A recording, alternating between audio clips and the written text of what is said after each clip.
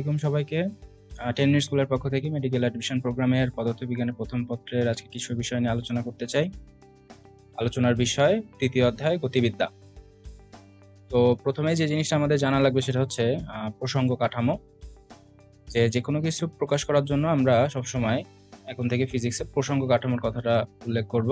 তো জিনিসটা কি আসলে, যে স্থানাঙ্ক ব্যবস্থাকে প্রসঙ্গ কাঠামো বলে। তো আমরা সবাই 9-10 ম্যাথমেটিক্স করে আসছি, সেখানে আমরা কার্তেশীয় অক্ষ ব্যবস্থা সম্পর্কে অলরেডি জানি যে কোনো একটা বস্তুর অবস্থান এই এক্স ওয়াই জেড অক্ষ দিয়ে প্রকাশ করা যায়। ত্রিমাত্রিক যে কোনো বস্তুর অবস্থান এক্স ওয়াই জেড তিনটি অক্ষ দিয়ে প্রকাশ করা যায়। এছাড়াও কিছু স্থানাঙ্ক ব্যবস্থা আছে, যেমন গোলক ভিত্তিক, সিলিন্ডার ভিত্তিক স্থানাঙ্ক পদ্ধতি। তো এরকম একটা সুন্দর প্রশ্ন করা যায় যে নিচের কোনটি প্রসঙ্গ কাঠামো স্থানাঙ্ক পদ্ধতি নয়। সেক্ষেত্রে কিন্তু কার্তেশীয়, গোলক ভিত্তিক এবং সিলিন্ড্রিকার ভিত্তিক স্থানাঙ্ক পদ্ধতি অপশানে দিয়ে অন্য একটা অপশন বানায় দিক, তো সুন্দর একটা কোশ্চেন করা যায়।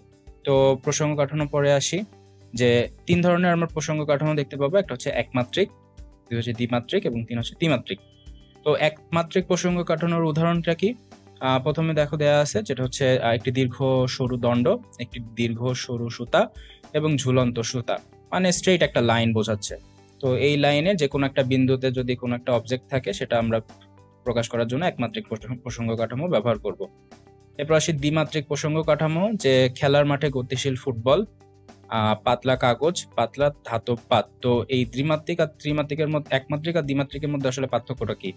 যে গতিশীল ফুটবলকে একটা মাঠে প্রকাশ করার জন্য কিন্তু আমাদের দুইটা অক্ষ দরকার হয়। ধরো একজন একটা ফুটবল ও বিন্দু থেকে কিক করলো এবং কিক করে সেটা এ বিন্দুতে পৌঁছালো।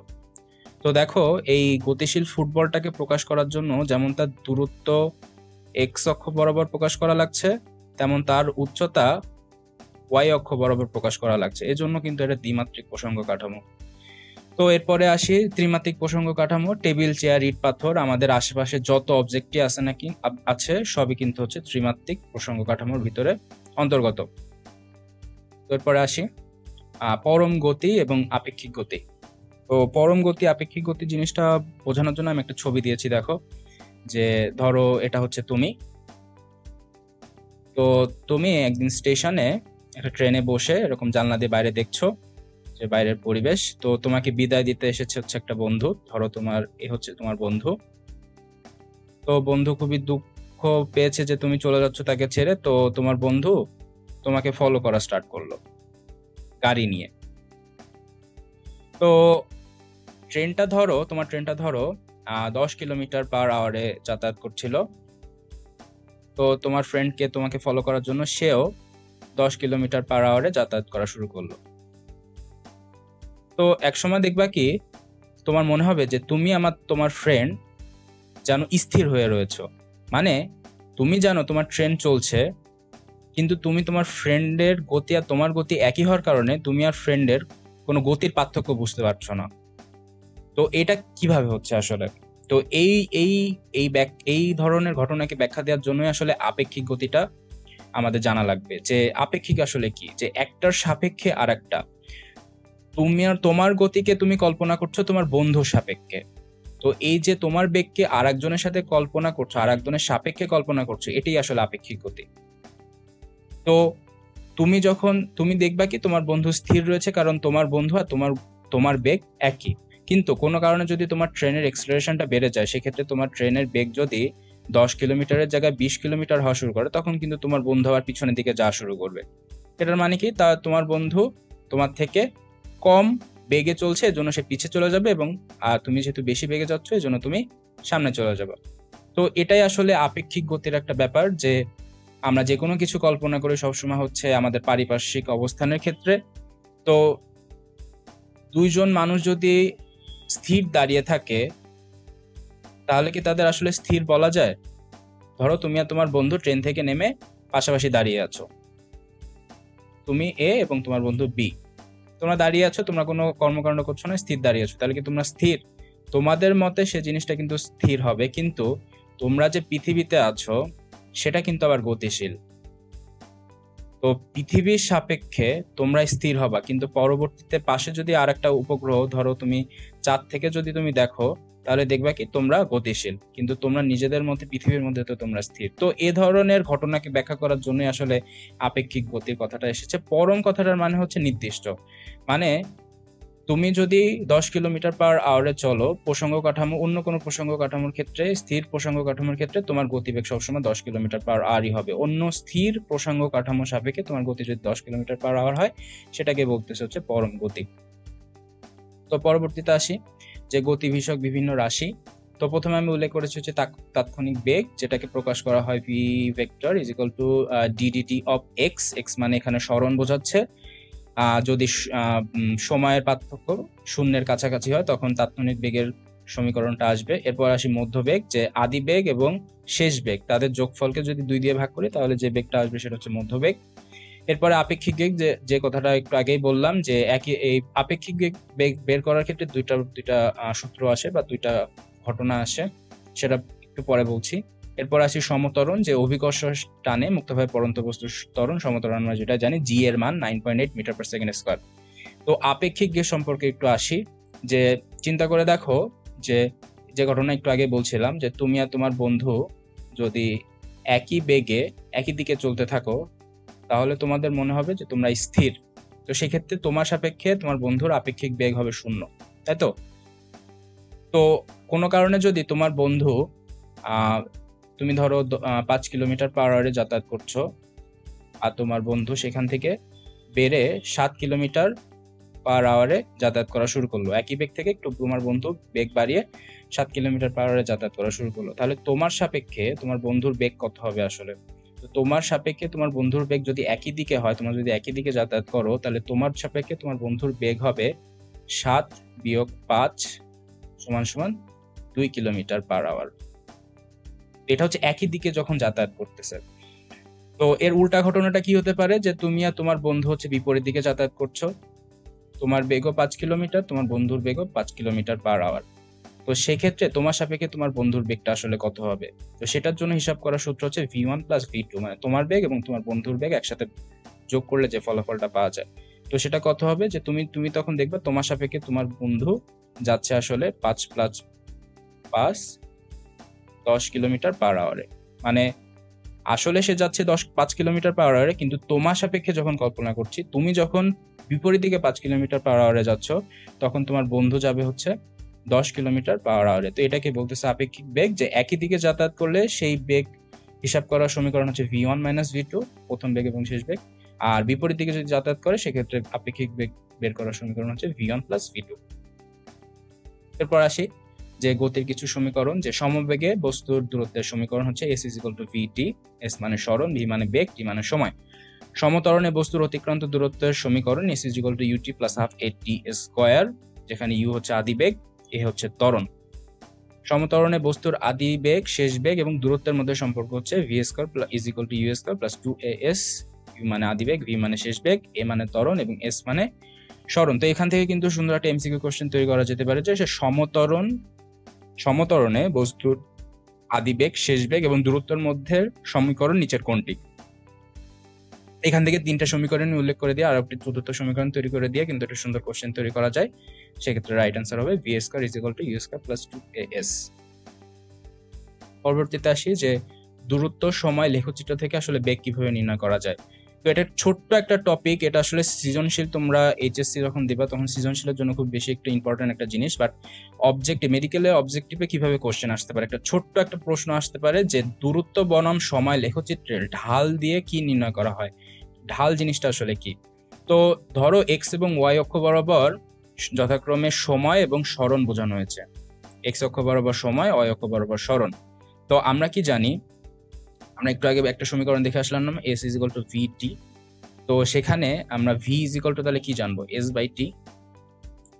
তো এখানে এই অক্ষ বরাবর যদি o এবং p বরাবর একটা বস্তু যায়, সেক্ষেত্রে এই অক্ষ বরাবর আমরা আসলে কি নির্ণয় করতে পারবো। ধরো এই অক্ষ কিন্তু দুইটা ভ্যালু কিন্তু আমাদের দেয়, একটা হচ্ছে তোমার সময়, মানে এক্স অক্ষ বরাবর সময়ের মান দিচ্ছে, এবং ওয়াই অক্ষ বরাবর সরণের মান দিচ্ছে। তো এখান থেকে আমরা যদি ঢালটা নির্ণয় করি, এইটুকু যদি আমরা হিসাব করি s/t দিয়ে যদি আমরা হিসাব করি, তাহলে সেক্ষেত্রে ঢাল দিয়ে আমরা হচ্ছে বেগ পাবো, যেগুলো b = s/t আমরা একটু আগে দেখলাম। তো এখানে pq/oq, মানে pq এই বরাবর হচ্ছে সরণ, এই বরাবর সরণ, এবং oq এই বরাবর সময়, দুটি যদি ভাগ করি সেক্ষেত্রে ঢালের মান হবে বেগের সমান। তো এখানে সুন্দর একটা কোশ্চেন আমি তুলে দিয়েছি, এখানে যে দূরত্ব বনাম সময় লেখচিত্রে, মানে এস এবং ভি দের যে লেখচিত্রটা আছে, এর ঢাল দিয়ে আসলে কি নির্ণয় করা যায়, অ্যান্সার হবে হচ্ছে বেগ। পরবর্তীতে আসি যে প্রাস বা প্রজেক্টাইল। প্রাস জিনিসটা হচ্ছে ভূপৃষ্ঠ বা ভূপৃষ্ঠের কাছাকাছি কোনো বিন্দু থেকে যে কোনো দিকে প্রক্ষিপ্ত বস্তুকে প্রাস বলে। মানে কি, ধরো ও বিন্দুতে তুমি দাঁড়িয়ে আছো এবং সেখান থেকে একটা পাথর তুমি উপরের দিকে ছুঁড়ে মারলা, উপরের দিকে আলফা নট কোণে তুমি যদি উপরের দিকে ছুঁড়ে ফেলো, তাহলে সেটা আলটিমেটলি এই নীল দাগ বরাবর আস্তে আস্তে এসে তোমার হচ্ছে এই বিন্দুতে এসে পড়বে। তো এই টোটাল ঘটনাটাকে আসলে বলছে প্রাস। তো এখানে কিছু জিনিস জানা লাগবে, সেটা হচ্ছে প্রক্ষেপণ বিন্দু মানে কি, পথ মানে কি, কোণ মানে কি, সীমা বা পাল্লা এবং উড্ডয়নকাল জিনিসগুলো আসলে কি।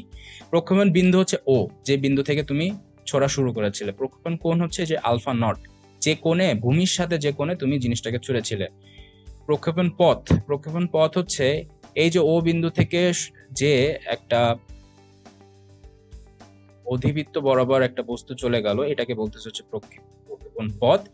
প্রক্ষেপণ সীমা বা পাল্লা হচ্ছে ভূমির যে প্রান্ত থেকে তুমি বস্তুটা ছুঁড়েছিলে এবং যে প্রান্তে তোমার বস্তুটা যে পৌঁছায়, যে দূরত্ব, আর এই দূরত্বকে বলতেছে হচ্ছে প্রক্ষেপণ সীমা বা পাল্লা। এবং উড্ডয়নকাল হচ্ছে যতক্ষণ সেটা আকাশে থাকে, ভূমিতে পতিত হওয়ার আগ পর্যন্ত যে সময়টা, সেটাকে বলতেছে হচ্ছে উড্ডয়নকাল। তো প্রক্ষেপণ গতি সম্পর্কে কিছু বৈশিষ্ট্য রয়েছে, যে এটি একটি অধিবৃত্ত, যেটা তোমরা চিত্র দেখলে বুঝতে পারলা। এটা একটা দ্বিমাত্রিক গতি। প্রাসের গতি সর্বদা প্যারাবোল বা অধিবৃত্ত। প্রাস সর্বোচ্চ উচ্চতায় পৌঁছালে এর বেগ 0 হয়। সর্বোচ্চ উচ্চতায় প্রাসের গতি একমাত্রিক হয়। নিক্ষেপণ কোণ 45 ডিগ্রি হলে প্রাসের পাল্লা সর্বোচ্চ হয়, এবং সর্বোচ্চ উচ্চতায় বেগ এবং ত্বরণের মধ্যবর্তী কোণ হয় 90। প্রত্যেকটা বৈশিষ্ট্য কিন্তু খুবই ইম্পর্টেন্ট। জানি মেডিকেলে তোমার হচ্ছে এরকম বৈশিষ্ট্য থেকে কিন্তু খুব ইম্পর্টেন্ট, খুব খুব খুব খুব বেশি কিন্তু কোশ্চেন আসে। যেমন এখান থেকে কিন্তু সুন্দর এমসিকিউ কোশ্চেন তৈরি করা যায়, নিচের কোনটি প্রাসের বৈশিষ্ট্য নয়। এখানে অধিবৃত্ত থেকে কিন্তু আমি পরাবৃত্ত একটা অপশন দিয়ে দিতে পারি, যেটা কিন্তু ভুল। এবং দ্বিমাত্রিক গতির ক্ষেত্রে আমরা দিতে পারি যে প্রাসের গতি ত্রিমাত্রিক। তারপর প্রাসের গতি সর্বদা প্যারাবোলা, অধিবৃত্ত জায়গায় আমরা পরাবৃত্ত দিতে পারি। তো এরকম অপশনগুলো পাল্টে কিন্তু 4 নাম্বার একটা ভুল অপশন খুব সহজেই ক্রিয়েট করা যায়, এবং সেটাই কিন্তু একটা খুব সুন্দর এমসিকিউ কোশ্চেন তৈরি করে দিতে পারে। তো এই জন্য বৈশিষ্ট্য সবগুলোই মোটামুটি একটু মাথায় রাখা লাগবে, প্রত্যেকটা সম্পর্কে আইডিয়া থাকা লাগবে। তো পরে আসি যে গুরুত্বপূর্ণ কিছু সমীকরণ, যে প্রাসের সর্বাধিক উচ্চতার সমীকরণটা হচ্ছে h = v0² sin² α/2g। এখানে আলফা হচ্ছে প্রাস তুমি অনুভূমিকের সাথে কত কোণে ছুড়লো, আর v0 হচ্ছে যত বেগে তুমি বস্তুটা ছুড়লা আর কি, আর জি এর মান আমরা সবাই জানি 9.8 মিটার/সেকেন্ড², অভিকর্ষ ত্বরণ। আর বস্তুটা যদি আমরা খাড়াভাবে ছাড়ি, তার মানে এই ও বিন্দু থেকে আমরা যদি একদম সোজা y অক্ষ বরাবর আমি যদি বস্তুটা ছুড়ি, তাহলে সেক্ষেত্রে সমীকরণটা চেঞ্জ হয়ে v0²/2g হবে। এরপর হচ্ছে সর্বাধিক উচ্চতায় পৌঁছাবার সময় টি এর সমীকরণ হচ্ছে 2v0 sin α/g। আর খাড়াভাবে যদি আমি বস্তুটাকে ছুড়ি, তাহলে সেক্ষেত্রে সময় বা সর্বোচ্চ উচ্চতায় পৌঁছাবার সময় হবে t = v0/g। এরপর আসে যে প্রক্ষেপণ সীমা বা পাল্লা, আর এর সমীকরণ কি, r = v0² sin 2 α/g। তো এখান থেকে এই তিনটা সমীকরণ, যে সর্বাধিক উচ্চতা, তারপর সর্বাধিক উচ্চতায় পৌঁছাবার সময় এবং প্রক্ষেপণ পাল্লা, তিনটা সমীকরণও কিন্তু যথেষ্ট কনফিউজিং। তো বারবার তুমি যদি লিখে প্র্যাকটিস না করো, তাহলে কিন্তু মনে থাকবে না। এখান থেকে ম্যাথমেটিক্যাল কোশ্চেন কম হতে পারে, কারণ এখানে সাইনের মান বসানো লাগে, যেটা আসলে ক্যালকুলেটর ছাড়া একটু কঠিন। তো সেক্ষেত্রে আমি মনে করি না যে এখান থেকে মেডিকেলের কোশ্চেন আসবে, কিন্তু তারপরেও সূত্রটা যদি তোমার মনে থাকো এবং সাইনের মানগুলো যদি তোমার মুখস্থ থাকে, তাহলে সহজেই তুমি কিন্তু অ্যান্সার বের করতে পারবা। তো আবার যেটা ইম্পর্টেন্ট সেটা আবার বলি, যে এই তিনটি সমীকরণ কিন্তু খুবই ইম্পর্টেন্ট, কারণ এখান থেকে কিন্তু কোশ্চেন হতে পারে খুব সহজে, যে সর্বাধিক উচ্চতা প্রাসের সমীকরণটা নিচের কোনটি। তো এখানে দেখো তিনটা সমীকরণ কিন্তু খুব কাছাকাছি, একটা হচ্ছে V not square sine twice alpha, একটা কিন্তু 2v নট সাইন আলফা, আর একটা V square sine twice alpha. তিনটা কিন্তু ডিফারেন্ট। তো এই তিনটা সমীকরণ হাতে লিখে প্র্যাকটিস করে বারবার মনে রাখার চেষ্টা করতে হবে, নাহলে কিন্তু পরীক্ষার হল আসলে গুলিয়ে যাবে। তো পরবর্তীতে আসি যে অনুভূমিক হ্রাস।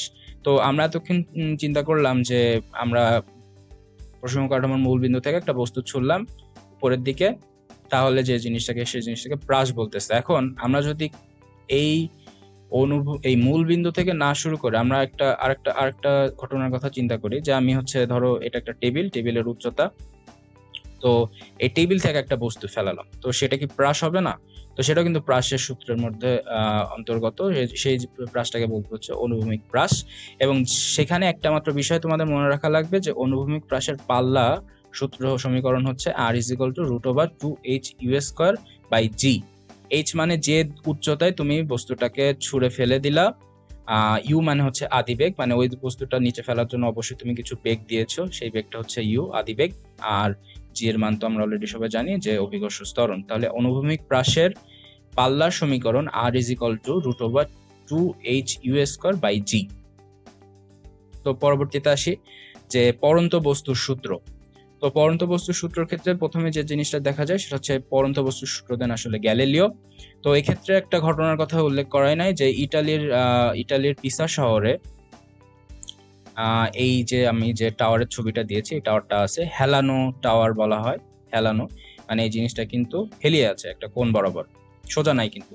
তো গ্যালিলিও এই বিল্ডিং এর মাথায় দাঁড়িয়ে তিনি এই পরন্ত বস্তুর সূত্রটা ব্যাখ্যা করেন।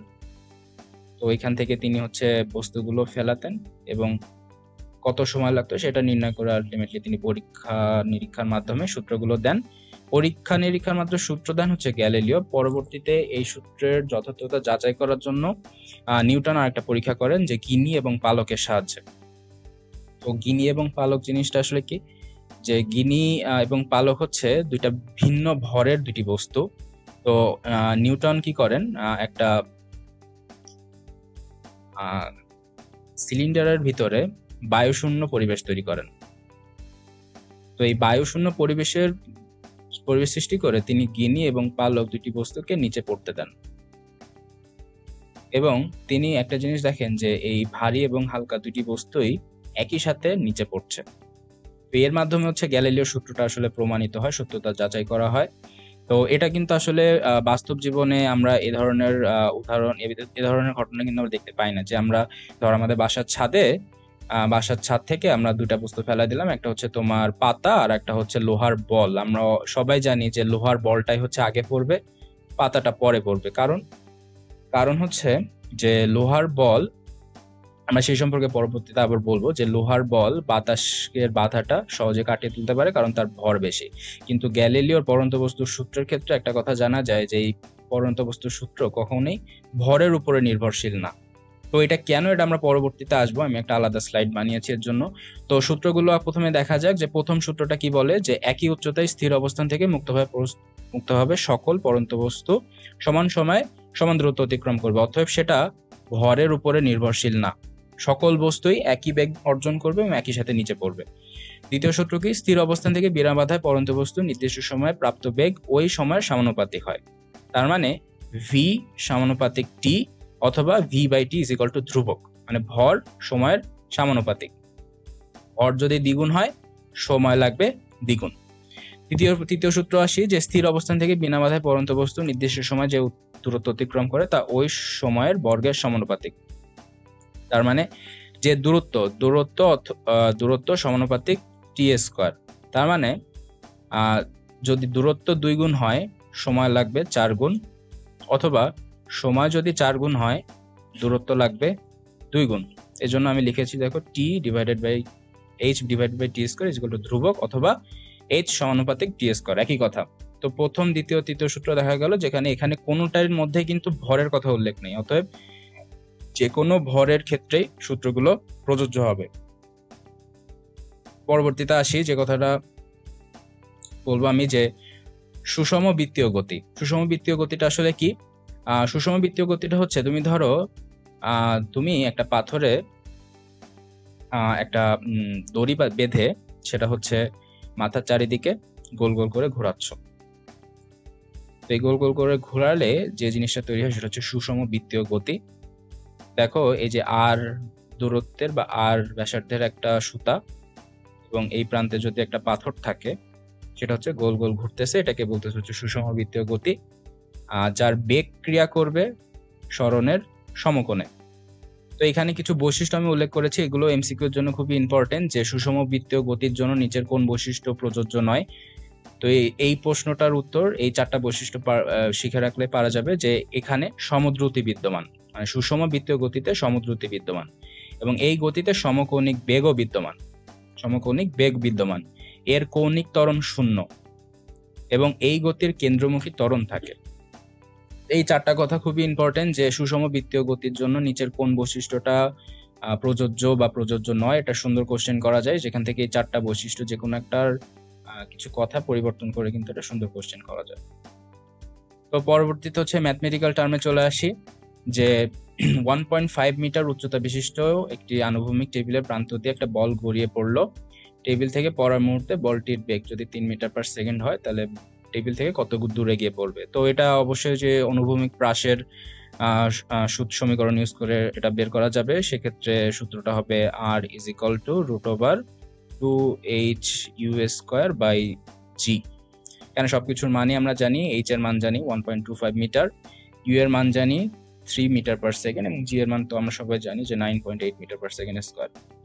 এখন এখানে একটা জিনিস আমি তোমাদের বলে রাখতে চাই, যে যেহেতু তোমাদের ক্যালকুলেটর থাকবে না এবং 9.8 দিয়ে যে কোনো কিছুর মান ডিভাইড করা অনেক কঠিন, তো সেক্ষেত্রে কি করবা, জি এর মানকে 10 ধরবা, 10 মিটার পার সেকেন্ড, এবং 10 ধরে যখন অ্যান্সারটা আসবে সেই অ্যান্সারটা কিন্তু খুবই 9.8 দিয়ে ধরলেও সেই অ্যান্সারটা খুব কাছাকাছি আসবে। তখন তুমি অপশানের দিকে খেয়াল করবা যে কোন অপশানটা এই তোমার যে ম্যাথমেটিক্যাল টার্ম জি এর মান 10 ধরে বের হয়েছে সেটা সব থেকে কাছাকাছি। তো ধরো এটার মান যদি 5.4 আসে, সাপোজ আমি জাস্ট একটা র্যান্ডম একটা নাম্বার দিলাম, তো আর অপশানে ধরো আছে হচ্ছে 5.5, তো তুমি অবভিয়াসলি জানো যে 5.4 এর কাছাকাছি 5.5ই আসছে, তার আশেপাশে কোনো মান আসলে নাই। আর একটা মান আছে ধরো 5, আর একটা মান আছে ধরো 4.5। তো এক্ষেত্রে কিন্তু তুমি ইজিলি তুমি হচ্ছে 5.5টাকে অ্যান্সার দিতে পারো, যেটাই আলটিমেটলি রাইট অ্যান্সার হবে, কারণ ভগ্নাংশটাকে তুমি জাস্ট হচ্ছে 0.2 বাড়িয়ে একটা পূর্ণমান ইউজ করছো। তো এটা হচ্ছে মেডিকেলে ম্যাথ করা একটা সহজ টার্ম শিখিয়ে দিলাম। পরবর্তীতে জি এর মান তোমরা সবসময় 10 দিয়ে হিসাব করবে, তাহলে তোমাদেরও হিসাবের সুবিধা হবে। তো পরবর্তীতে আসি যে এ ও বি যথাক্রমে 10 কিলোমিটার পার ঘন্টা এবং 20 কিলোমিটার পার ঘন্টা বেগে একই দিকে চলছে, এর সাপেক্ষে বি এর আপেক্ষিক বেগ আসলে কত। তো এটাও এই সেম, এই প্রশ্নের উত্তর কিন্তু আমি অলরেডি দিয়ে দিয়েছি, যে ধরো এ গাড়িটা যাচ্ছে হচ্ছে 10 কিলোমিটার পার আওয়ারে আর বি গাড়িটা যাচ্ছে হচ্ছে 20 কিলোমিটার পার আওয়ারে। তো যেহেতু বি গাড়িটা দ্রুত যাচ্ছে, সে মনে হবে যে এর সাপেক্ষে এগিয়ে যাচ্ছে। তো এটা বের করার জন্য একই দিকে যেহেতু যাচ্ছে, এই জন্য এদের আপেক্ষিক বেগ বের করার জন্য আমরা হিসাব করবো হচ্ছে বি মাইনাস এ। সেক্ষেত্রে মান হবে হচ্ছে 10 কিলোমিটার পার আওয়ার সামনের দিকে, যেহেতু একই দিকে যাচ্ছে, তো এ এর সাপেক্ষে বি এর বেগ হবে 10 কিলোমিটার পার আওয়ার সামনের দিকে। পরবর্তীতে আসি যে কোনো বস্তুকে আনুভূমিকের সাথে 45 ডিগ্রি কোণে 9.8 মিটার পার সেকেন্ড বেগে নিক্ষেপ করলে কত দূরে গিয়ে পড়বে। তো এই ক্ষেত্রে আমরা হচ্ছে প্রাসের আনুভূমিক পাল্লা সূত্র ইউজ করতে পারি, এবং এখানে একটা ইম্পর্টেন্ট সূত্র আমি বলে দিতে চাই, যে আনুভূমিক পাল্লা সর্বোচ্চ হওয়ার শর্ত হচ্ছে 45 ডিগ্রি কোণে ছোড়া। তো সেক্ষেত্রে আর ম্যাক্সের সমীকরণটা হবে v0² g। তো v0² g হলে আমরা যদি মান বসাই 9.8 এর স্কয়ার বাই 9.8, তাহলে আলটিমেটলি অ্যান্সার হবে হচ্ছে 9.8 মিটার। তো এইভাবে আমরা হচ্ছে ইজিলি এই সূত্র এই ম্যাথটা করে ফেলতে পারি, খুবই ইজি। একটা কথা শুধু মনে রাখা লাগবে, যে আনুভূমিকের সাথে যদি আমরা 45 ডিগ্রি কোণে কোনো বস্তুকে ছুড়ি, সেটা প্রাসের সর্বোচ্চ পাল্লা নির্দেশ করবে। মানে আর যে কোনো কোণে ছোড়া হোক না কেন, 45 ডিগ্রি কোণে হচ্ছে প্রাসটা সর্বাধিক পাল্লা নির্দেশ করবে। তো সেক্ষেত্রে আর ম্যাক্সের সমীকরণের সূত্র হবে হচ্ছে v0² g। তো পরবর্তীতে আসি যে একটি বল 19.6 মিটার পার সেকেন্ড বেগে সোজা উপরের দিকে ছোড়া হলো, এটি সর্বোচ্চ কত উচ্চতায় পৌঁছাতে পারবে? তো এটার জন্য আমাদের সূত্র ব্যবহার করা লাগবে হচ্ছে V square is equal to U square minus 2gh। যেহেতু উপরের দিকে ছোড়া হচ্ছে এজন্য আমরা মাইনাস চিহ্নটা ব্যবহার করেছি, যদি নিচ থেকে ছোড়া হতো তাহলে আমরা প্লাস সাইন বের করতাম। তো আমরা তো জানি যে ভি ইজ ইকুয়াল টু 0 হবে, কারণ সেটা সর্বোচ্চ উচ্চতায় পৌঁছালে আমরা জানি পরন্ত বস্তুর সূত্র অনুযায়ী সর্বোচ্চ উচ্চতায় সেটার বেগ হয় 0। তো ভি এর মান 0 আমরা অলরেডি জানি। ইউ এর মানটা হচ্ছে 19.6 এর স্কোয়ার মাইনাস 2gh। তাহলে এখানে আরেকটা হিসাব করলে কি হয় যে 2gh is equal two 19.6 square. তো এক্ষেত্রে হিসাব করলে কি হয় 2 into h by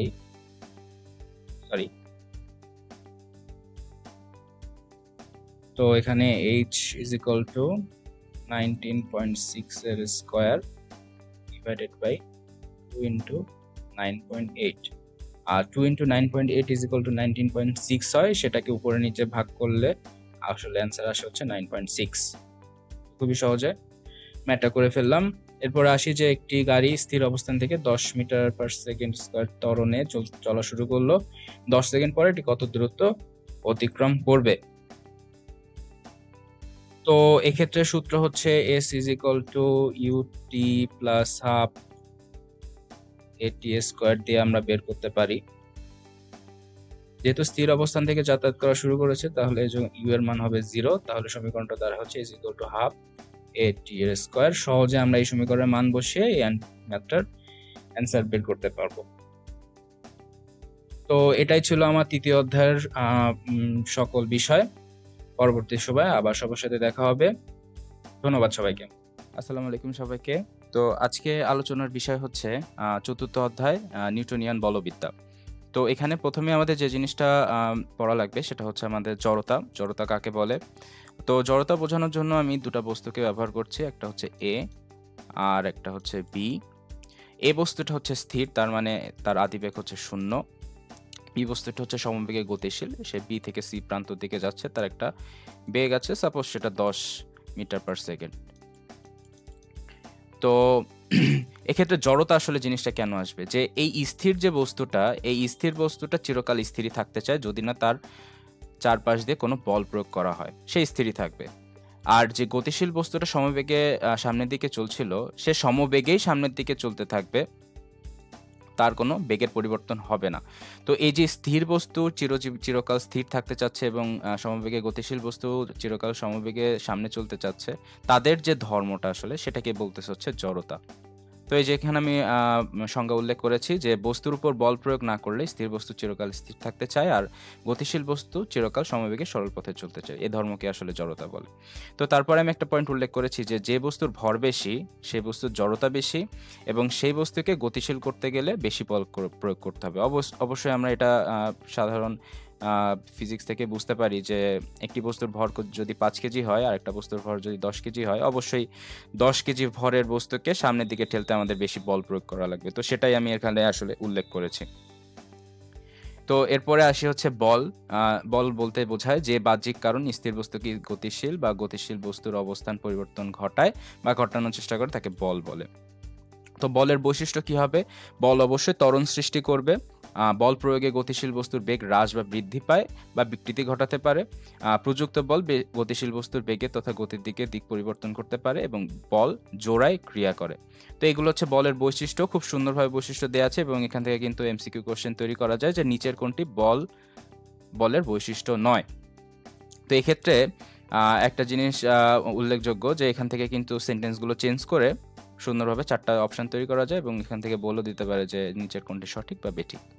তো বলের একক হচ্ছে এসআই একক হচ্ছে নিউটন এবং ফুট পাউন্ড সেকেন্ড একক হচ্ছে পাউন্ডাল।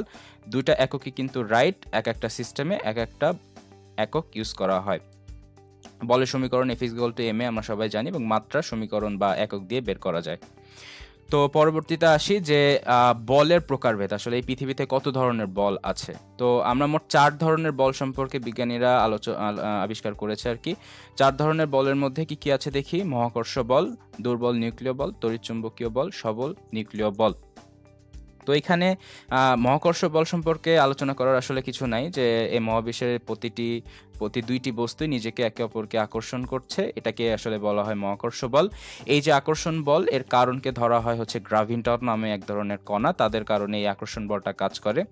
এরপর আসি তড়িৎ চুম্বকীয় বল। তড়িৎ চুম্বকীয় বল আমরা জানি যে চার্জযুক্ত দুইটা কণার তাদের মধ্যেও একটা আকর্ষণ বা বিকর্ষণ বল কাজ করে। যদি বিপরীত চার্জার হয় তাহলে আকর্ষণ এবং সমচার্জ হলে বিকর্ষণ। এই ধরনের আকর্ষণ বলকে বলা হচ্ছে তড়িৎ চুম্বকীয় বল। এই ফোটন কণার কারণে হচ্ছে তাদের মধ্যে এই আকর্ষণ বা বিকর্ষণ বলটা আসলে কাজ করে।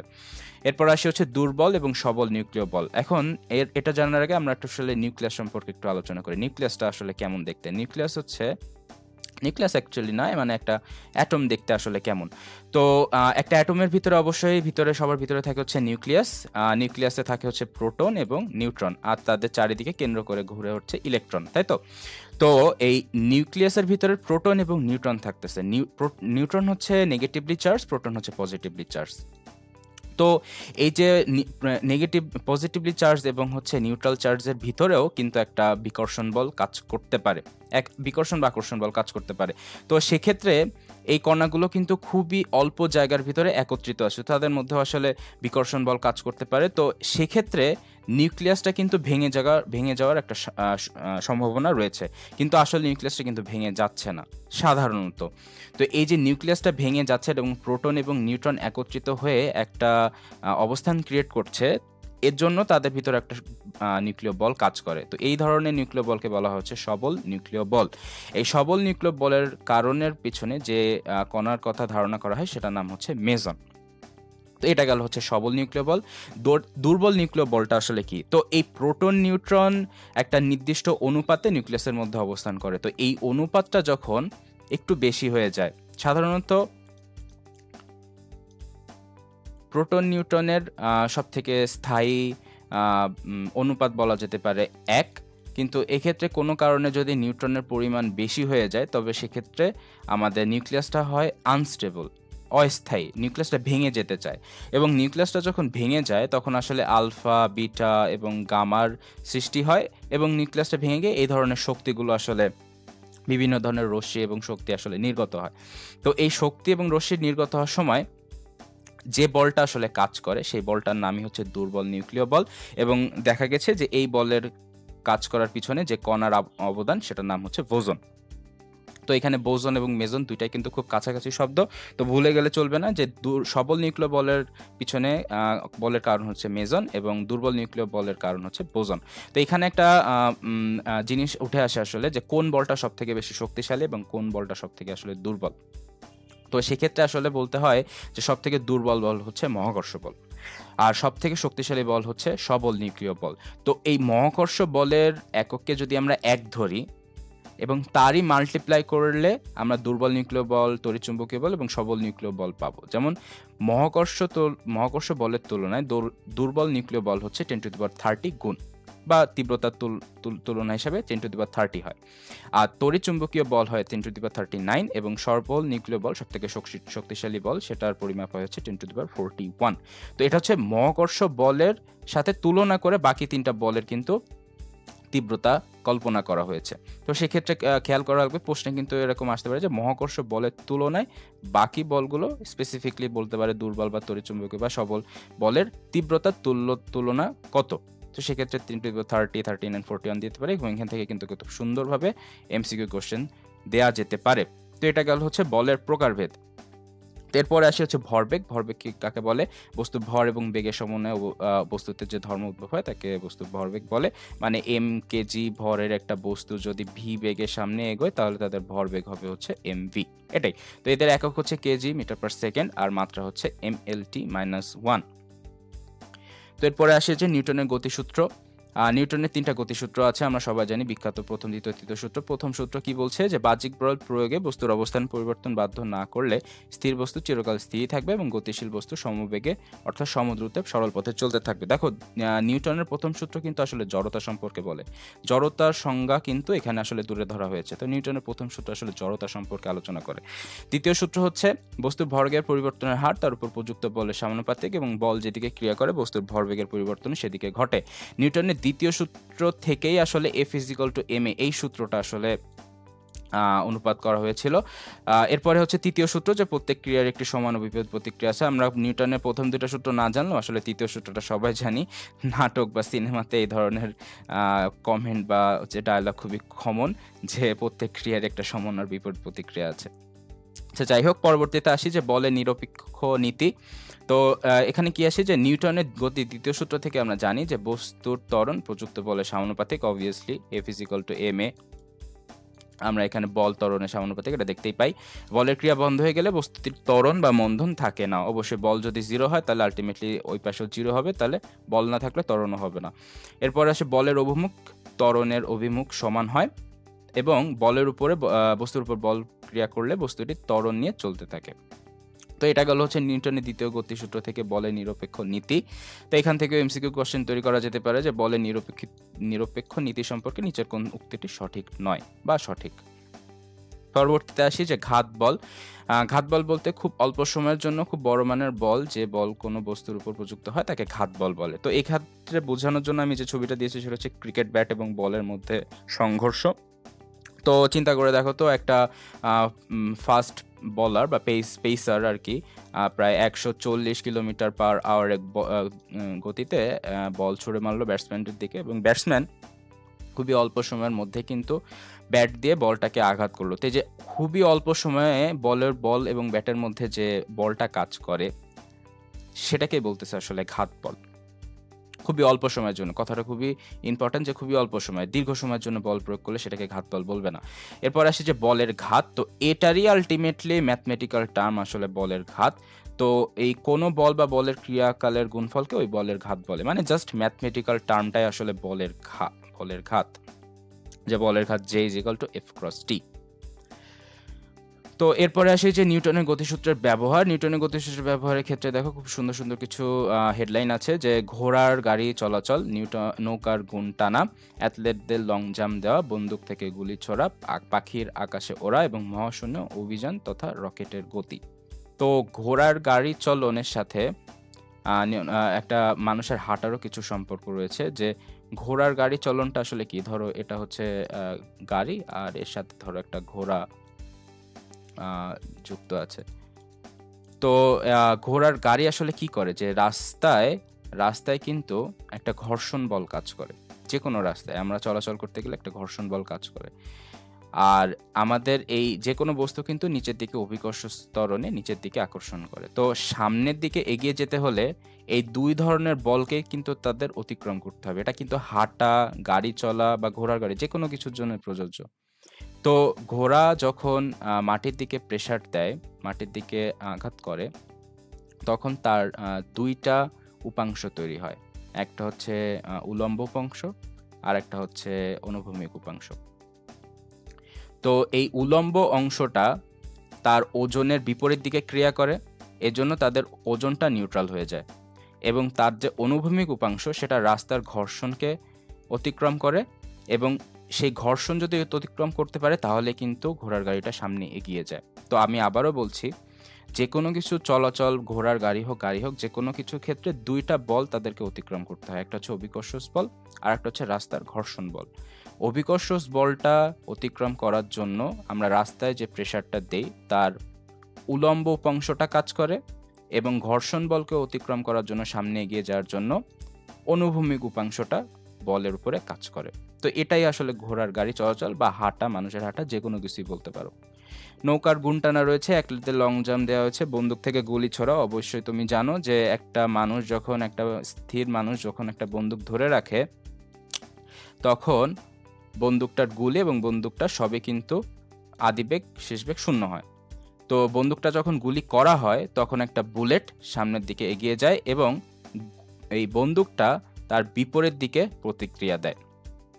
তো এখানে এমন এই এই ভরের নিত্যতা সূত্র বা গতি নিত্যতা সূত্র এখানে অ্যাপ্লাই করা যেতে পারে যে প্রত্যেক ক্রিয়ার একটি সমান এবং বিপরীত ক্রিয়া আছে। গুলিটা যেহেতু সামনে গিয়েছে এজন্য বন্দুকও পিছনের দিকে যাবে এবং আলটিমেটলি মানুষের দিকে ধাক্কা মারবে। এর জন্য দেখবা যে ফায়ার করার পরে ব্যাকওয়ার্ডসের একটা বল মানুষের দিকে কাজ করে, এর জন্য হাত অনেক সময় তোমার হচ্ছে স্টেবল রাখা যায় না আর কি, রিকয়েল কন্ট্রোল বলে আর কি যেটারে।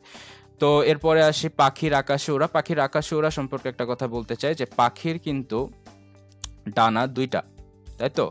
পাখির ডানা হচ্ছে দুইটা। তো পাখির ডানাগুলো নিচের দিকে কাজ করে, তাই তো? বাতাসকে আঘাত করে এবং পাখি কিন্তু আলটিমেটলি যায় হচ্ছে সোজা। তো এই ক্ষেত্রেও কিন্তু তোমার হচ্ছে নিউটনের গতিসূত্র অ্যাপ্লাইড, যে তোমার এখানে উপাংশগুলো আসলে একটা উপাংশ নিচের দিকে কাজ করে এবং আর একটা উপাংশ তোমার হচ্ছে পিছনের দিকে কাজ করে। এই তোমার হচ্ছে উপাংশগুলো ডিভাইডেড হয়ে যাওয়ার ফলে পাখিটা কিন্তু সামনে এগিয়ে যেতে পারে আর কি। মহাকাশে অভিযান বা রকেটের গতি সম্পর্কেও একই কথা আসবে এখানে, নিউটনের তৃতীয় সূত্র, যে রকেট আলটিমেটলি হচ্ছে জ্বালানি শেষ করে, সেই জ্বালানিটা নিচের দিকে আঘাত করে এবং তার বিপরীত প্রতিক্রিয়া হিসেবে রকেটটা উপরে উঠে যায় আর কি। তো এরপরে আসি যে রকেট সম্পর্কে কিছু তথ্য এখানে কিছু বলা রাখা ভালো, যে রকেটের জ্বালানি হিসেবে ব্যবহার করা হচ্ছে তরল হাইড্রোজেন এবং এই তরল হাইড্রোজেনকে জ্বালানোর জন্য যেটা ইউজ করা হয় সেটা হচ্ছে তরল অক্সিজেন। তো ভালোভাবে খেয়াল করবা, রকেটের জ্বালানি হিসাবে ব্যবহার করা হয় তরল হাইড্রোজেন এবং সেটা জ্বালানোর জন্য মানে সেটাকে পোড়ানোর জন্য ব্যবহার করা হয়েছে তরল অক্সিজেন। এবং রকেটের ত্বরণ A is equal to F/m, যেটাকে আবার পরবর্তীতে ভাগ করে লেখা যায় 1/m into del M by del T into V. এখানে ডেল এম এবং ডেল টির যে অনুপাত এটা আসলে জ্বালানি ব্যবহারের হার বলা হয়। তো এই সূত্র যদি আমি প্রতিপাদন করি তাহলে আসলে কি আসে, যে এই রকেটের ত্বরণ আমরা যত বাড়াতে পারবো ততই তো রকেট সামনের দিকে যাবে, তাই তো? তো রকেটের ত্বরণ আসলে কিসের উপরে নির্ভরশীল সেটা আসলে দেখি, যে রকেটের যদি ভর কমায় তাহলে ত্বরণ বৃদ্ধি পায়। অবশ্যই দেখতে পাচ্ছি আমি এখানে এ সমানুপাতিক 1/m, তার মানে রকেটের ভর যত কমবে ত্বরণ তত বাড়বে। এরপর আসি যে রকেটের ত্বরণ বৃদ্ধি করতে হলে গ্যাস নির্গমনের হার বাড়াতে হবে। অবশ্যই del M by del T আসলে হচ্ছে গ্যাস জ্বালানি ব্যবহারের হার বোঝায়, এর সাথে আমাদের ত্বরণের হচ্ছে সমানুপাতিক সম্পর্ক। তো এই জ্বালানির হার যত বাড়বে রকেটের ত্বরণও তত বাড়বে, আর গ্যাসের আপেক্ষিক বেগ বৃদ্ধি করলে ত্বরণ বৃদ্ধি পাবে। তো এগুলো কিন্তু এমসিকিউ কোশ্চেনে আসতে পারে যে নিচের রকেটের সম্পর্কে নিচের কোন তথ্যটি সঠিক অথবা সঠিক নয়। তো সেক্ষেত্রে কিন্তু সুন্দর এমসিকিউ কোশ্চেন এখান থেকে তৈরি করা যাবে। পরবর্তীতে আসি যে নিউটনের গতিসূত্রের সীমাবদ্ধতা। নিউটনের গতিসূত্রের সীমাবদ্ধতার ক্ষেত্রে প্রথমে দেখো ক্ষুদ্র ভরযুক্ত কণার জন্য এই সূত্র প্রযোজ্য নয়, যেমন ইলেকট্রন, প্রোটন, নিউট্রন, এগুলোর জন্য আবার নিউটনের গতিসূত্রটা সীমাবদ্ধ হবে না।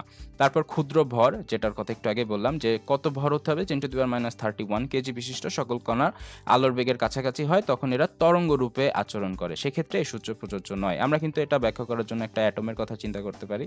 অ্যাটমে যে ইলেকট্রনগুলো আছে সেগুলো কিন্তু তরঙ্গ আকারে আচরণ করে, তো সেক্ষেত্রে এই নিউটনের গতিসূত্র কাজ করবে না, কারণ নিউটনের গতিসূত্র সবসময় সরল পথ নির্দেশ করে, তরঙ্গের ক্ষেত্রে তার সমীকরণ নয়। এরপরে বস্তুর ত্বরণ যখন খুব কম, সেটা অবশ্যই 10⁻10 মিটার/সেকেন্ড স্কয়ারের কম হতে হবে, তখন এই সূত্র প্রয়োগে সঠিক ফলাফল পাওয়া যায় না, তখন বল ত্বরণের বর্গের সমানুপাতিক হয়। আমরা জেনারেল নিউটনের সূত্র অনুযায়ী জানি হচ্ছে F is equal to ma, তাই তো? তো এখানে কিন্তু বল এবং ত্বরণের সম্পর্কটা হচ্ছে সমানুপাতিক, কিন্তু যখন ক্ষুদ্র ত্বরণের কোনো বস্তু হবে সেটা হচ্ছে অবশ্যই 10⁻10 কম হতে হবে, তখন বল এবং তরলের সম্পর্কটা হয়ে যায় হচ্ছে ত্বরণের বর্গের সমানুপাতিক। তো এখানে শুধুমাত্র এফ সমানুপাতিক এ, আর ক্ষুদ্র ত্বরণের ক্ষেত্রে এফ সমানুপাতিক a² হবে আর কি।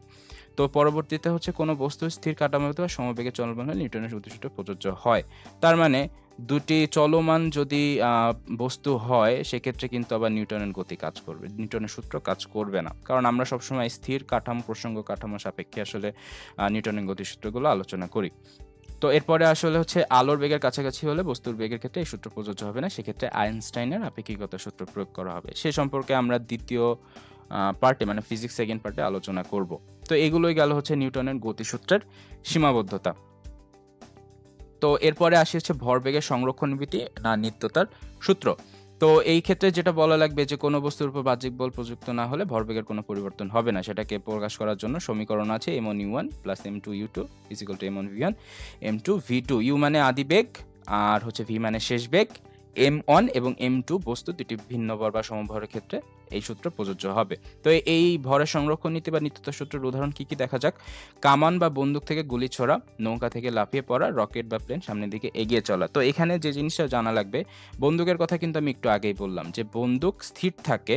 বন্দুক থেকে যখন রাইফেল বা বন্দুক থেকে যখন গুলি করা হয় তখন একটা বুলেট সামনের দিকে এগিয়ে যায়। তো সেক্ষেত্রে বন্দুকের আদি ভর কিন্তু পরবর্তী ভরের সাথে মিলছে না, কারণ তার থেকে কিন্তু একটা গুলি অলরেডি সে বাইরে চলে গেছে। অর্থাৎ বন্দুকের আগের ভর যদি 5 কেজি হতো, গুলি বের হয়ে যাওয়ার পরে ধরো একটা 200 গ্রাম ভর একটা গুলি বের হয়ে গেল, সেক্ষেত্রে কিন্তু বন্দুকের ভর আগের থেকে কম হবে। তো এই জন্য এই যে ভরের যে সংরক্ষণটা হচ্ছে না, তাহলে এটা আসলে কিভাবে তারা কাজটা করবে হচ্ছে, বন্দুকটা যেহেতু হালকা হয়ে গিয়েছে এবং বন্দুক থেকে গুলি সামনের দিকে এগিয়ে গেছে, তাহলে বন্দুকটা পিছন দিকে একটা বল ক্রিয়া করবে। তো এইভাবেই আলটিমেটলি হচ্ছে ভরবেগের সংরক্ষণটা হবে। এছাড়া নৌকা থেকে লাফিয়ে পড়ার ঘটনাটা কেমন, যে ধরো একটা নৌকা, তুমি সেই নৌকাতে উঠে একটা পাড়ে পৌঁছালা, এটা হচ্ছে সেই পাড়। তো এই নৌকা থেকে পাড়ের কাছাকাছি যাওয়ার সময় তুমি কি করলা, তুমি নৌকা থেকে লাফ দিলা, সামনের দিকে লাফ দিলা। সামনের দিকে যখন লাফ দিবা তখন দেখবা নৌকা পিছনের দিকে সরে যাচ্ছে। কেন এটা কেন হবে? কারণ নৌকার আদি ভর আর তুমি চলে যাওয়ার পরে নৌকার ভর কিন্তু এক থাকছে না, নৌকার কিন্তু আলাদা একটা বেগ ছিল। তো তুমি যখন সামনের দিকে লাফ দিলা তখন তোমার যেহেতু ভর অন্য জায়গায় ট্রান্সফার হয়ে যাচ্ছে, নৌকার টোটাল ভরের সাথে মিলছে না, সেজন্য নৌকা কিন্তু পিছনের দিকে প্রতিক্রিয়া করবে, সাথে সাথে তুমি কিন্তু সামনের দিকে এগিয়ে যাচ্ছ। তো এটাই যে প্রত্যেক ক্রিয়ারই সমান এবং বিপরীত প্রতিক্রিয়া আছে, এবং প্রত্যেক ঘটনার ক্ষেত্রে ভর এবং বেগের কিন্তু সংরক্ষণ হচ্ছে। তার মানে তুমি ভর চলে যাচ্ছ বলে নৌকার মোট ভর কমে যাচ্ছে, এবং নৌকা কিন্তু তখন স্থির থাকবে না, নৌকারও একটা বিপরীত প্রতিক্রিয়া বল পিছন দিকে কাজ করবে, এবং তখন নৌকাও কিন্তু একটা বেগ প্রাপ্ত হবে। এছাড়া রকেট আর প্লেনের সম্পর্কে কিন্তু একটু আগেই বলে আসলাম যে রকেট জ্বালানি খরচ করে নিচের দিকে জ্বালানিগুলো তোমার হচ্ছে নষ্ট করে, এবং তার ফলে রকেটটা আলটিমেটলি সামনের দিকে চলে যায়। তো এরপরে আসি যে নিউটনের তৃতীয় সূত্রের উদাহরণ। নিউটনের তৃতীয় সূত্র অলরেডি আমরা জানি, সমান এবং বিপরীত প্রতিক্রিয়া আছে। তেমন উদাহরণ হচ্ছে টেবিলে বই রাখা, বন্দুক থেকে গুলি ছোড়া, নৌকা থেকে লাফ দেওয়া, পায়ে হাঁটা, লিফটের প্রতিক্রিয়া। তো টেবিলে বই রাখা কথাটা আসলে কেন আসছে, যে ধরো তুমি একটা কাঠের টেবিলে তুমি হচ্ছে তোমার একটা বই রেখেছো, ঠিক আছে, টেবিলটাও স্থির, বইটাও স্থির, কোনো সমস্যা হচ্ছে না, টেবিলের উপর বইটা খুব সুন্দরভাবে বসে আছে। এখন তুমি একটা কথা চিন্তা করো তো, টেবিলে যে বইটা রাখা আছে সেটার ওজন ধরো 200 গ্রাম, ঠিক আছে, 200 গ্রাম তোমার টেবিল সহ্য করতে পারছে। এখন তুমি ওই টেবিলের উপরে যদি 200 কেজির একটা বস্তু রাখো, তাহলে দেখা যাচ্ছে কি টেবিলটা ভেঙে যাচ্ছে। কেন? কারণ হচ্ছে 200 কেজির একটা বস্তু এই টেবিলের উপরে যে বল ক্রিয়েট করছে তার সমান পরিমাণ বিপরীত বল টেবিলটা বইকে দিতে পারছে না। মানে তাদের মধ্যে একটা বিশাল বড় পার্থক্য তৈরি হচ্ছে, এই টেবিলে সেই সামর্থ্য সেটা নাই, এজন্য টেবিলটা ভেঙে যাচ্ছে। তো এখানে একটা কথা উল্লেখযোগ্য যে সমান এবং বিপরীত প্রতিক্রিয়া দেওয়ার চেষ্টা করবে, কিন্তু সেক্ষেত্রেও দুইটা বস্তুর কিন্তু ধর্ম তোমাকে উল্লেখ করা হবে, যে সব বস্তু কিন্তু সবসময় সমান প্রতিক্রিয়া বল দিতে পারে না। এজন্য কিন্তু বস্তুগুলো হয় আকৃতির পরিবর্তন হয়, বা সামনের দিকে এগিয়ে যায়, বা পিছনের দিকে এগিয়ে যায়। এই যে তাদের ভরের একটা বিশাল পার্থক্য থাকে, এজন্যই কিন্তু এই বিপরীত তোমার হচ্ছে প্রতিক্রিয়াগুলো আমরা সরাসরি বেগ পরিবর্তনের মাধ্যমে দেখতে পাই। বেগ পরিবর্তন বা আকৃতি পরিবর্তন, যেটাই তুমি বলো। বন্দুক থেকে গুলি ছোড়ার কথা একটু আগেই বললাম, নৌকা থেকে লাফ দেওয়ার কথা বলেছি। পায়ে হাঁটা সম্পর্কে একটু বলি, যেটা আমি এর আগেও বলে এসেছি যে চলার কথা, ঘোড়ার গাড়ি চলার কথা আসলে, যে তুমি পা দিয়ে যখন হাঁটবা, পা দিয়ে হেঁটে যখন সামনের দিকে যেতে চাইবা, তখন তোমাকে দুইটা বলকে অতিক্রম করতে হবে। একটা বল হচ্ছে তোমাকে নিচের দিকে অভিকর্ষজ বল টেনে রেখেছে, সেটা হচ্ছে W=mg দিয়ে প্রকাশ করা হয়। আর একটা বল হচ্ছে তোমার রাস্তা বা যে কোনো ফ্লোর, তার যে ঘর্ষণ বল আছে সেটাকে অতিক্রম করা লাগবে তোমার। তো এই ঘর্ষণ বলকে এবং নিজের ওজনকে অতিক্রম করার জন্য তুমি যখন সামনের দিকে পাটা বাড়াও একটা কোণ করে, তখন দুইটা উপাংশ ক্রিয়েট হয়, একটা হচ্ছে অনুভূমিক উপাংশ আর একটা হচ্ছে উলম্ব উপাংশ। এই উলম্ব উপাংশটা হচ্ছে ওজনের জন্য ক্রিয়া করে, এবং অনুভূমিক উপাংশটা হচ্ছে ঘর্ষণের জন্য ক্রিয়া করে।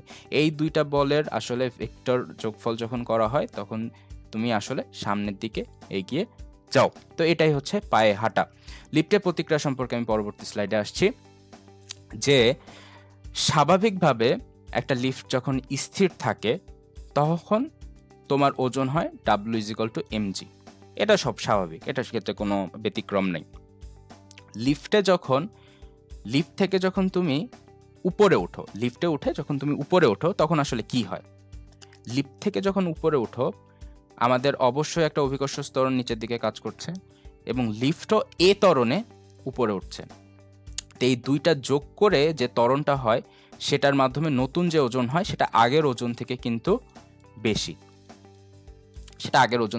এজন্য দেখবা লিফটে যখন তুমি উপরে উঠছো তখন তোমাকে অনেক ভারী মনে হবে।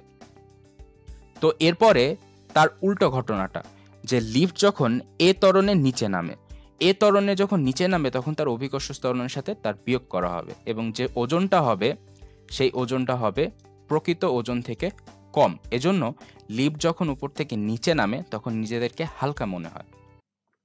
তো এটা উপরে ওঠার ক্ষেত্রে হলো, নিচে ওঠার ক্ষেত্রে হলো। এখন লিফট যদি অবাধে নিচে নামতে থাকে তখন লিফটের ত্বরণটা কত হবে? লিফটের ত্বরণ অভিকর্ষ ত্বরণের সমান হবে না? তো সেক্ষেত্রে তুমি লিফটে তখন ওজনহীন মনে করবা, তখন তোমার ওজন হবে 0। এর একই আরেকটা উদাহরণ দেওয়া যেতে পারে, লিফট যদি অভিকর্ষ ত্বরণের বেশি ত্বরণে নিচে নামতে থাকে তখন আসলে কি হবে? তখন W=a-g, তখন ওজন হবে W=a-g × m। তখন কি হবে? তখন হবে হচ্ছে লিফট যদি এটা হয় তুমি তখন লিফটের ছাদে গিয়ে পড়বা, মানে লিফটটা যদি অভিকর্ষ ত্বরণের বেশি ত্বরণের নিচে নামতে থাকে তখন তুমি লিফটের ছাদে যেয়ে ধাক্কা খাবা। তো এক্ষেত্রে একটা কথা বলে রাখি, যে এটা হচ্ছে সবারই জানা উচিত, আসলে লিফট যদি কখনো দুর্ঘটনা হয় তখন আসলে কি করা উচিত। লিফট দুর্ঘটনা হওয়ার ক্ষেত্রে সবথেকে উত্তম পন্থা হচ্ছে লিফটে শুয়ে পড়া। সেক্ষেত্রে তোমার উপরে বডির ইম্প্যাক্টটা কম পড়বে এবং তুমি লিফট থেকে ছিটকে গিয়ে অন্য কোনো জায়গায় ধাক্কা খেয়ে আঘাত পাবা না। তো এখানে লিফটের সম্পর্কে গেলাম, যে লিফট থেকে উপরে উঠলে কেন ওজন বেশি মনে হয়, লিফট থেকে নিচে নামলে কেন ওজন কম মনে হয়, আর লিফট যদি অবাধে নিচে পড়তে থাকে বা কোনো অ্যাক্সিডেন্ট হয় সেক্ষেত্রে সেই পার্সনের বা তোমার ওজন হবে 0। তো এরপরে আসি যে ঘূর্ণন সংক্রান্ত গতি সংক্রান্ত কিছু রাশিমালা, যে কৌণিক সরণের সমীকরণটা কি, θ = r/s/r, কৌণিক বেগ ω θ/t বা 2π/t বা 2πn/t, n হচ্ছে আবর্তন সংখ্যা, এর একক হচ্ছে রেডিয়ান পার সেকেন্ড অথবা আবর্তন পার মিনিট, যেটাকে RPMও বলা হয়, রেভলিউশন পার মিনিট। আমরা যে টেবিল ফ্যানগুলো চালাই সেখানে দেখবা পিছনে একটা RPM লেখা থাকে, যে সেটা প্রতি মিনিটে 200, 300, 600, 1200 এত RPM-এ ঘুরতে পারে। এরপরে আসি কৌণিক ত্বরণ, আলফা ω/t, মাত্রা হচ্ছে t-2, এবং কৌণিক ভরবেগের সমীকরণ হচ্ছে L r×p বা rp sin θ, এর একক হচ্ছে kg metre square per second. Torque বা বলের ভ্রামক হচ্ছে τ r×f, আর একক হচ্ছে নিউটন পার মিটার। তো পরবর্তীতে আসি যে জড়তার ভ্রামক কি জিনিস।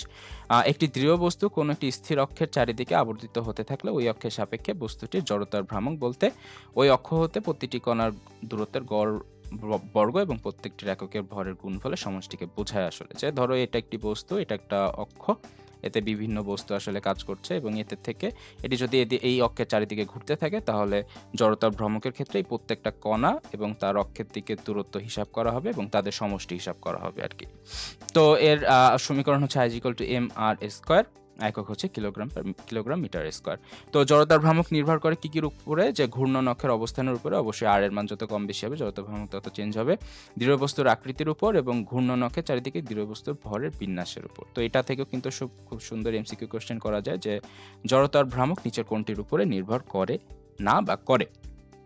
আরেকটা জিনিস জানা লাগবে, সেটা হচ্ছে চক্রগতির ব্যাসার্ধ, সেটার সমীকরণ হচ্ছে k = √I/m।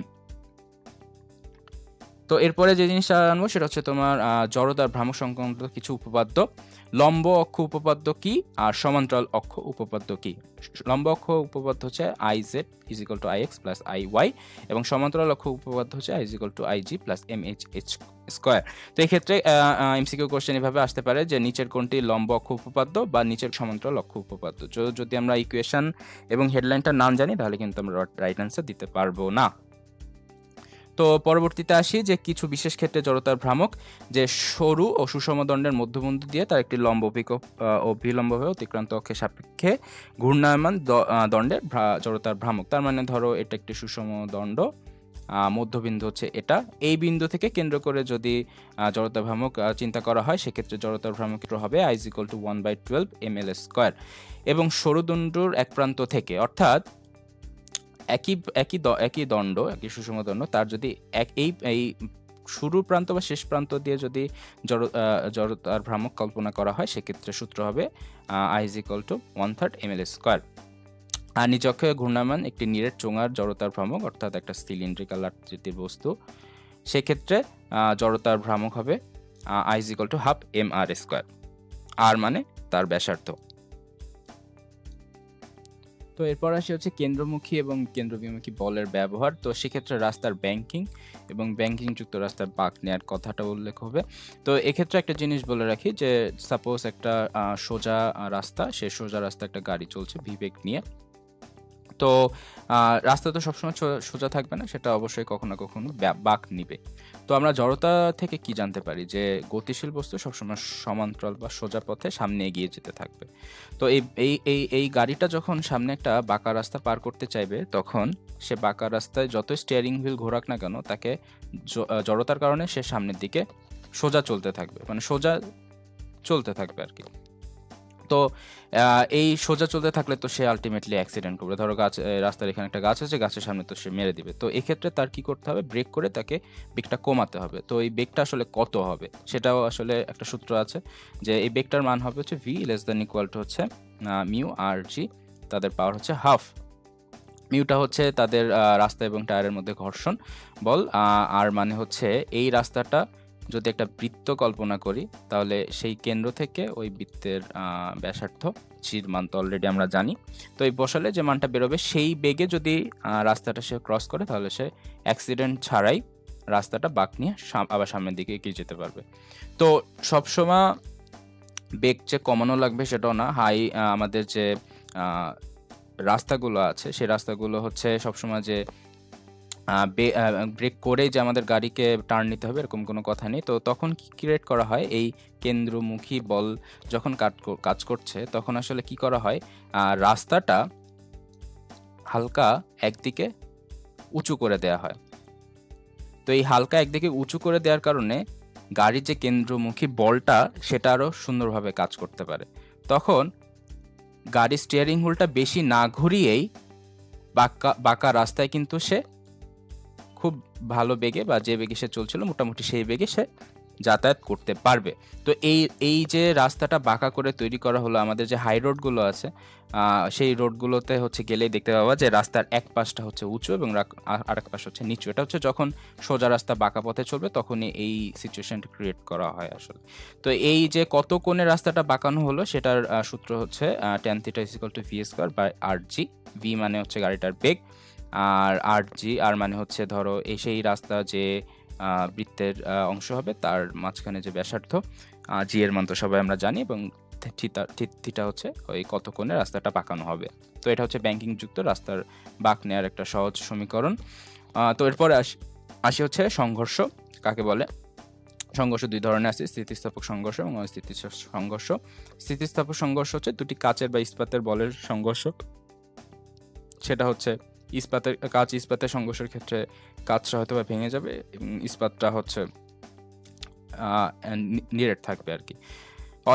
অস্থিতিস্থাপক সংঘর্ষের উদাহরণ দেওয়া যেতে পারে হচ্ছে যে দুইটি গাড়ির সংঘর্ষ। দেখো দুইটি গাড়ি কিন্তু তাদের নিজেদের অবস্থান পরিবর্তন করে একসাথে একত্রিত হয়ে গিয়েছে। তো এক্ষেত্রে হচ্ছে তাদের স্থিতিস্থাপকতা আসলে মেনটেন হয় না, এই জন্য আসলে সেটাকে অস্থিতিস্থাপক সংঘর্ষ বলে। এরপরে আসি যে ম্যাথসগুলো। ম্যাথস হচ্ছে প্রথম ম্যাথসটা কি বলছে যে 8 কেজি ভরের একটি বস্তু কত বল প্রয়োগ করলে 1 মিনিটে বেগ 10 মিটার পার সেকেন্ড হবে, তাই তো? তার মানে আসলে বল বের করতে বলেছে। তো F = আমরা জানি হচ্ছে ma, এর সমীকরণ আমরা জানি হচ্ছে v - u বাই, তো এখানে সমীকরণে মান বসিয়ে দিলে আসলে অ্যান্সারটা বেরিয়ে যাবে। পরবর্তী ম্যাথসে আসি যে 980 নিউটন ওজনের একটি বস্তুর 1 মিটার পার সেকেন্ড স্কয়ার ত্বরণ দিতে কত বল প্রয়োগ করা লাগবে, তাই তো? তো আমরা এখানে জানি W = mg, আমরা এখানে ভরটা বের করতে চাই, তাহলে m = w/g, আর আমাদের আলটিমেটলি বের করতে হবে হচ্ছে বল, তাই তো? তো আমরা জানি হচ্ছে F = ma, F = ma আমরা সবাই জানি, এর মান দেয়া আছে, আর আমরা এখান থেকে m এর মানও বের করে ফেলেছি যে w/g * a, সমীকরণের মান বসিয়ে দিলে আলটিমেটলি ম্যাথটা সলভ হয়ে যাবে। পরবর্তীতে আসি যে 4 কেজি ভরের একটি বস্তু 10 মিটার পার সেকেন্ড ত্বরণে গতিশীল করতে কত বল প্রয়োগ করা লাগবে যখন ঘর্ষণ বল হচ্ছে 2.5 নিউটন পার কেজি, তাই তো? তো এখানে ঘর্ষণ বলটাকে কিন্তু মাথায় থাকতে হবে। তো নর্মাল সমীকরণে আমরা আসি F = ma, আমরা সবাই জানি m এর মানও দেয়া আছে, এর মানও দেয়া আছে, তাহলে আমরা f এর মান বের করে ফেলতে পারবো। এখন সামনের দিকে বস্তুকে গতিশীল করা লাগছে এবং সেক্ষেত্রে ঘর্ষণ বল তার বিপরীত দিকে কাজ করবে, তাই তো? তো এই ঘর্ষণ বল যেহেতু বিপরীত দিকে কাজ করছে, তো সেজন্য মোট বলের সাথে ঘর্ষণ বলকেও অ্যাড করতে হবে। তো মোট বলের সাথে ঘর্ষণ বল অ্যাড করার জন্য এখানে যে জিনিসটা লাগবে, যে 4 কেজি বস্তুর ভর ব্যবহার করা হয়েছে, তো সেক্ষেত্রে এখানে দেখো ঘর্ষণ বল হচ্ছে 2.5 নিউটন পার কেজি, তাহলে সেক্ষেত্রে ঘর্ষণ বল বের করার জন্য আমাদের কি করতে হবে, 4 × 2.5 করতে হবে, যেহেতু 4 কেজি ভরের জন্য ঘর্ষণ বলটা হবে 2.5 × 4। তো তারপরে আমরা দুইটা বল যখন একসাথে যুক্ত করব তখন আলটিমেটলি অ্যান্সারটা বেরিয়ে যাবে। তো পরবর্তীতে আসি যে 4 কেজি ভরের একটি পাখির গায়ে 200 মিটার পার সেকেন্ড বেগে 20 গ্রাম ভরের একটি গুলি করা হলো, পাখিটি কি বেগে আঘাত পাবে? এটাও হচ্ছে ভরের নিত্যতা সূত্র m1 u1 plus m2 u2 = m1 v1 plus m2 v2 দিয়ে আমরা বের করে ফেলতে পারবো।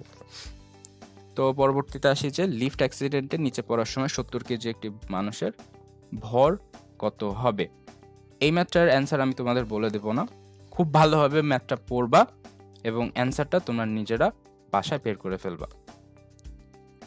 এরপর আসি যে একটি কণা 1.5 মিটার ব্যাসার্ধে বৃত্তাকার পথে প্রতি মিনিটে 120 বার করে ঘুরছে, এর রৈখিক বেগ এবং পর্যায়কাল কত? তো রৈখিক বেগ আর পর্যায়কাল বের করার সূত্র হচ্ছে, আমরা জানি হচ্ছে রৈখিক বেগ হচ্ছে v = ωr,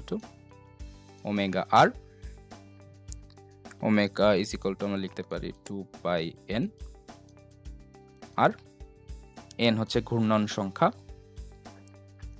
আর পর্যায়কাল বের করার সূত্র হচ্ছে t = 1/n।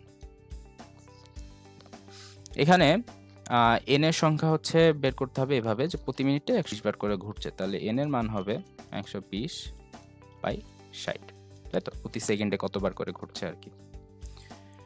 তো এরপর আসি হচ্ছে একটি চাকার ভর 5 কেজি, অক্ষ সাপেক্ষে চক্রগতির ব্যাসার্ধ 0.2 মিটার, জড়তার ভ্রামক কত? খুবই ইজি একটা ম্যাথ, সমীকরণের সূত্র বসাই দিলে হয়ে যাবে। সমীকরণটা হচ্ছে y = mk²।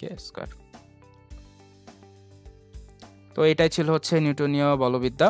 পরবর্তীতে আবার অন্য অধ্যায় নিয়ে আলোচনা করা হবে। ধন্যবাদ সবাইকে।